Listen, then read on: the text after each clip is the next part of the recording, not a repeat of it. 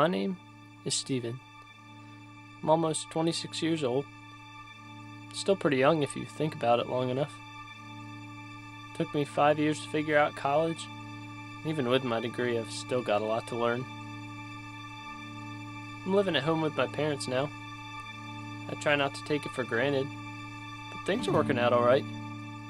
Staying busy throughout the week, hanging out with friends, going to Bible study, playing guitar at church, working full-time at a camp, and maybe stopping in for a slushie on the ride home. It's nice and all, but I don't really want to talk about that. Let's talk about before that. 12 years ago to be exact, when I realized one of my favorite things to do. Making movies.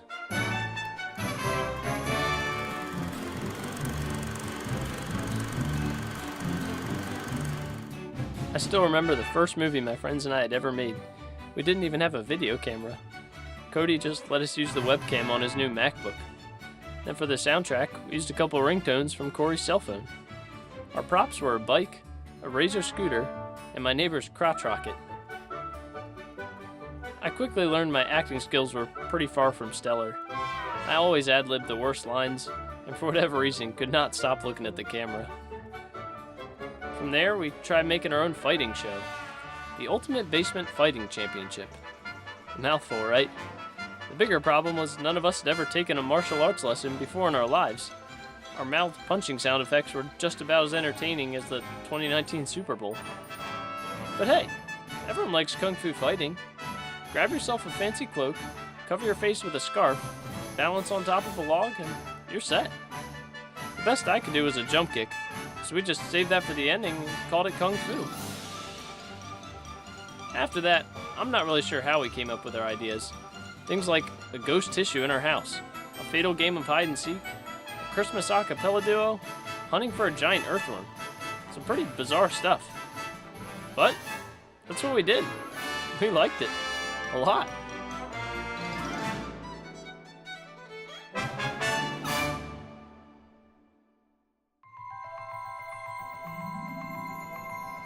Over the years, a couple for sale signs showed up. The grass got overgrown, and our differences in age just got the best of us. My neighborhood changed. Our lives changed. Some of us lost touch. It wasn't long before my nephew came into the picture, though. When that happened, we made the most impossible things come to life. In a sense, I was like a rocket. Johnny was the fuel to send us soaring. His excitement about making movies reminded me how much I enjoyed it too. And like taking in a deep breath of fresh air, he gave me the motivation to get up at the crack of dawn, spend the whole day filming, and then cap it off with a full night of editing.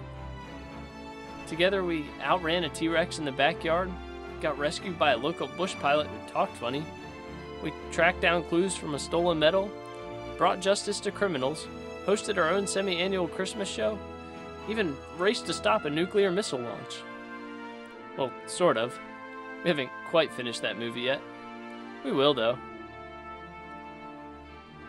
From the moment we started making movies together, there was always this feeling of urgency to every minute. It was like, we've got to film this now, or it just won't happen. Some days we ran out of time and felt pretty defeated, like all the effort we put into it was for nothing. But then there were those days when we pushed through our doubts and came out on the other side with a full-length movie. Those moments are some of the best memories I have to this day.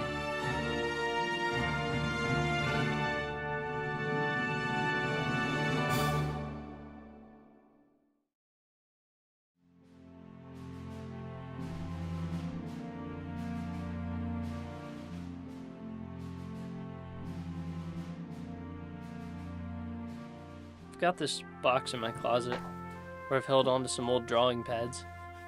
Inside are these picture stories I wrote when I was younger. Most of the stories follow this character who was a fox. Each day, the fox would encounter some sort of villain. Dinosaur, alien, even a giant angry hippo.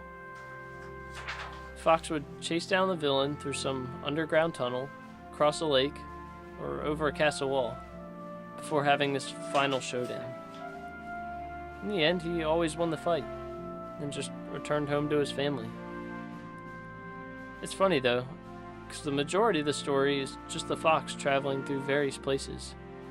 You only see the villain on the first and last page, nowhere else. The whole story is his journey.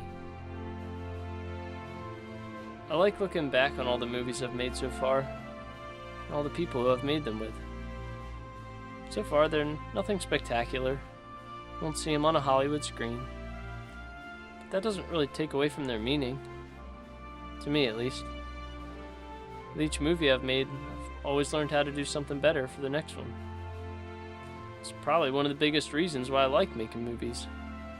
I can tell a story, see a journey in every camera angle, every decibel of audio, every scripted line. The movies, they tell my story just as much as they tell the story of the characters.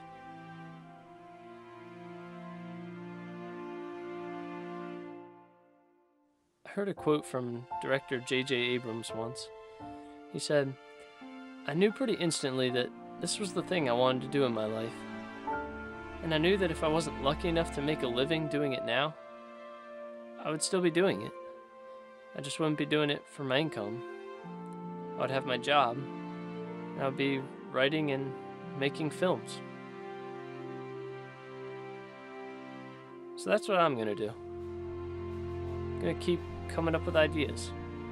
Keep telling stories, my story. Keep finding ways to tell better, and just keep making movies.